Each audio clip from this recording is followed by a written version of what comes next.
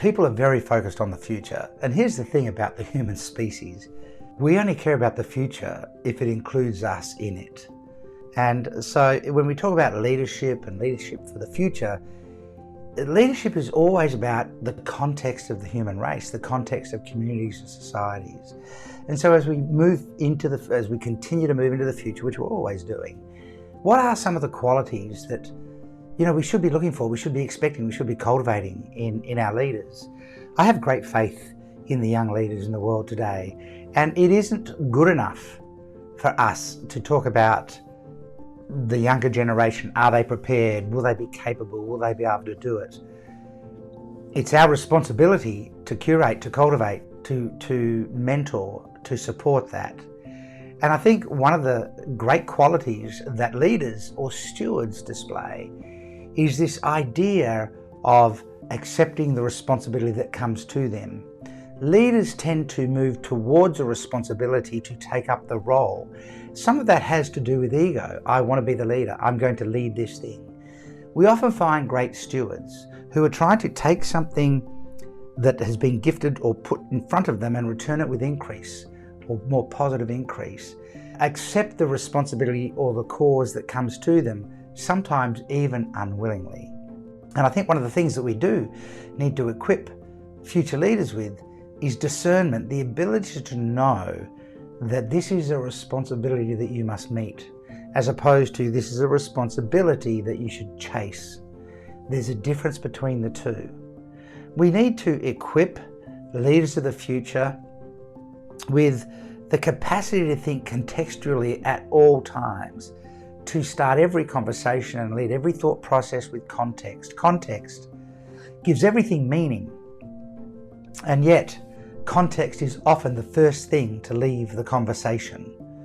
As soon as you lose context, the conversation itself loses meaning. Two leaders sitting in a conversation about how do we bring better healthcare services to the community can so easily get caught up in the conversation about budgets, spend, the cost of in-hospital pharmaceuticals and things, when it has to be about how do we heal and how do we practice preventative medicine. I read about a surgical team that get together in a circle before every operation to think about the patient who is in the theatre waiting for surgery and what the consequences will be on them based on how well these people perform that surgery. They're starting the surgery with context, the human on the operating table. Great leaders will be contextual thinkers, and they won't allow context to leave the conversation. Great leaders and stewards will display compassion. To have win-win, you must first make sure that no one loses. And that can seem like a challenge. Is it even possible? But it doesn't mean that the great leaders and stewards of the future don't try for it. It is an unsophisticated response to immediately turn to conflict and violence to get what you want.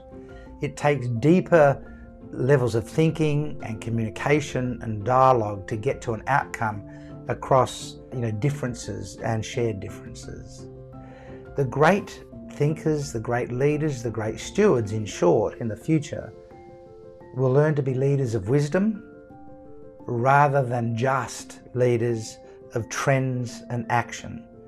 The great stewards of the future will look for information, look for source thinking rather than superficial thinking, profound thinking. The great leaders and stewards will understand that everything they do has an impact, and the consequences of that impact should be something that they take full responsibility and accountability for.